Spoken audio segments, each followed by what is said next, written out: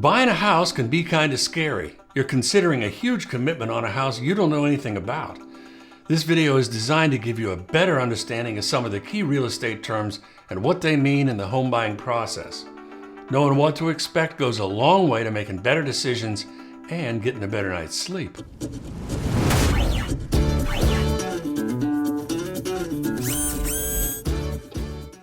I'm going to tell you the term, the definition, and finally, what it means in the grand scheme of things.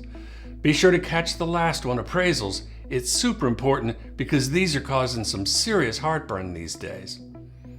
The first term is offer price. The offer price is your first bite at the apple, the starting point of negotiations. The goal is to engage the seller and to make them want to work with you. In a market as hot as it is right now, odds are the seller will get several offers from other buyers. So how do you engage the seller?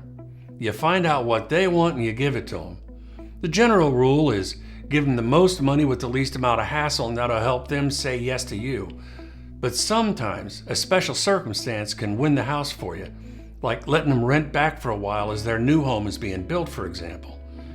The key to all of this is ask the seller what's most important to them before you submit the offer. Now here's a heads up on what almost always happens with a new buyer, and this is completely normal. The first offer is almost always timid, most of the time staying close to asking price, and they lose. The second offer is more bold, maybe $5,000 or $10,000 over, and they lose again. Third offer is when we get the question, what will it take to win this house? That is when they get a contract. Yeah! Maybe not on this particular house. But when you're asking that question, you are on your way. Next up, under contract. When the negotiations are over and all parties agree to the terms, you are under contract, and price is only part of it. Again, the hot market has changed the rules big time, and contingencies, your safety net in case something goes sideways, are all too often sacrificed to win the deal. Let's learn more about that. Next up, contingencies. Simply put, contingencies are the guardrails that keep you on track and allow you to terminate the contract in case something doesn't meet your approval. For example, if the house passes inspections, I'll buy it. If the house appraises at the contract price, I'll buy it. If the HOA allows my 28-foot RV in the driveway, I'll buy it. A contingency can be literally anything. I had a woman who passed on a home because the HOA had an outdoor cat leash rule. Cat on the leash. Because sellers are getting multiple offers on their home, they can pick and choose the best deal for themselves, and waived contingencies can be the difference maker. Buyers are getting squeezed big time because we're in a seller's market. A seller's market is nothing more than there are way more buyers than there are houses to sell. The effects of supply and demand are on full display. The reason inventory is so low is complicated, but the fact is the market is so unbalanced, the sellers have to give up almost nothing, and the buyers have to give up everything just to win a contract. If you're not comfortable with stiff competition, you won't be comfortable.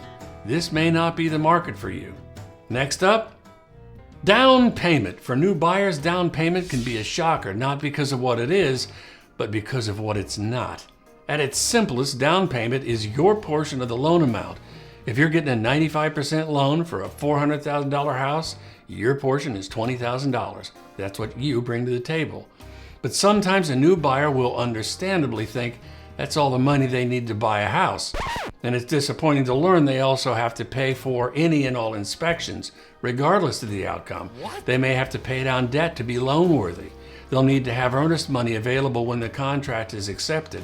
It'll feel like your money is flying everywhere. Bye. Plus, there's a thing called closing costs. Closing costs are those expenses required to complete the transaction over and above the down payment. 911. These include lender costs for getting the loan, prepaid insurance and taxes, and sometimes paying for title work, as well as anything else that comes up like transfer fees. Closing costs can be several $1,000s on top of everything else. A few years ago, we could get sellers to pay for closing costs to get the deal done. Those were called seller concessions. Those days are long gone, for now at least. Next up, appraisals. This is the big one. Technically, an appraisal is a valuation of property based on closed sales of similar homes in the same neighborhood by a licensed professional. The appraisal helps the lender decide if the home is worth the potential loan amount. The problem these days is homes are selling well above the appraisal amount. An appraisal contingency, which I mentioned earlier, protects the buyer from the risk of having to cover the appraisal gap. That's the difference between the selling price and the appraisal amount. In other words, if the home doesn't appraise, the buyer can terminate. Now, if the appraisal contingency is waived, the buyer has to have resources to cover the difference because the lender will only consider the appraised amount. And these days, appraisal contingencies are being waived just to win the contract. If you're paying cash, there's nothing to worry about. If you're getting a loan without a ton of reserves, I can't stress enough how risky this really is. Here's why. When you add it all up, down payment, inspection costs, closing costs, those are all manageable. But then to cover an appraisal gap of an unknown amount just to win a contract? I don't know. Well, like I said, it's risky. It's no secret in this market, it's really tough on buyers. I've always promised to shoot straight with you. Now you know. Talk to you soon.